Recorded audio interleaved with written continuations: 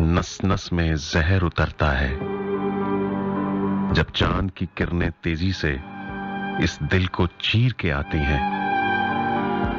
जब आंख के अंदर ही आंसू जंजीरों में बंध जाते हैं, सब जज्बों पर छा जाते हो, तब याद बहुत तुम आते हो। जब दर्द की झांझर बजती है, जब रक्स गमों का होता है, ख्वाबों की ताल पे सारे दुख वहशत के साज बजाते हैं। गाते हैं ख्वाहिश की लय में, मस्ती में झूमते जाते हैं। और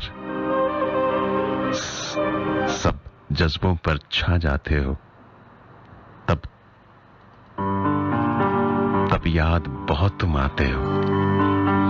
और जनाब, यादों का क्या है कि कुछ यादें ऐसी दिल में फंस जाती हैं, दिल में घर करती हैं, दिल पे चिपक जाती हैं, निकलने का नाम ही नहीं लेती। किसी ने क्या खूब कहा था कि इंसान एक वाहद जानदार है जिसका जहर उसके दिल में होता है।